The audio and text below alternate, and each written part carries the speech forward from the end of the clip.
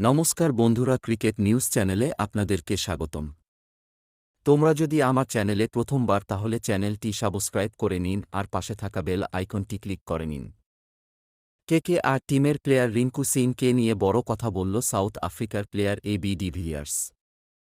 ভারতের প্রাক্তন ক্রিকেটাররা প্রায়শই রিঙ্কুকে প্রশংসায় ভরান।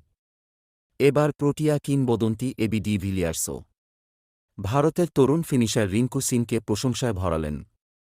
এখনও ২৬ বছর বয়সী রিঙ্কু সিং দেশের হয়ে ২টি ওডিআই এবং ১৫টি টি-২০ ম্যাচে খেলেছেন। ইতিমধ্যেই তিনি দেশের সফল ফিনিশারের তকমা পেয়েছেন। এবার এবি ডিভিলিয়ার্স সেই কথাই বললেন।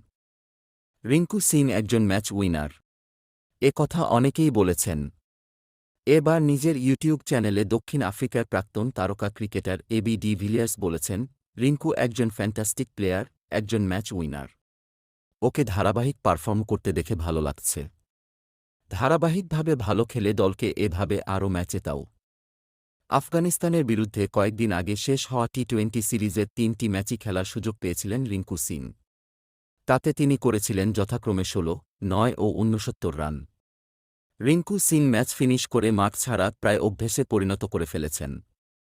আফগানদের বিরুদ্ধে তৃতীয় ম্যাচের শেষে ভারতের ক্যাপ্টেন রোহিত শর্মা প্রশংসায় ভরিয়েছিলেন রিঙ্কুকে। আইপিএলে লোয়ার অর্ডারে রিঙ্কু সফল। জাতীয় দলেও ঠিক একই কাজ করেন রিঙ্কু। দেশের হয়ে গত কয়েকটি টি-২০ ম্যাচে রিঙ্কুকে ধারাবাহিক পারফর্ম করতে দেখে তাই স্বস্তি পেয়েছেন ভারতের ক্যাপ্টেন রোহিত। কেকেআরে রিঙ্কুর সঙ্গে খেলেছেন আফগান তারকা ক্রিকেটার রহমানুল্লাহ গুরবাজ। তিনিও রিঙ্কুকে এক ব্যতিক্রমী ফিনিশার বলেছেন।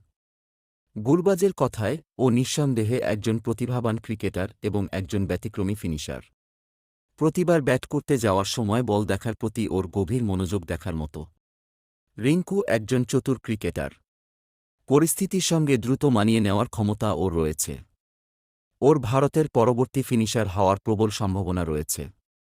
ধারাবাহিকভাবে ও দলে উল্লেখযোগ্য অবদানও রাখছে। বন্ধুরা, আমার ভিডিওটা ভালো লাগলে ভিডিওটাতে লাইক, সাবস্ক্রাইব অবশ্যই করবেন।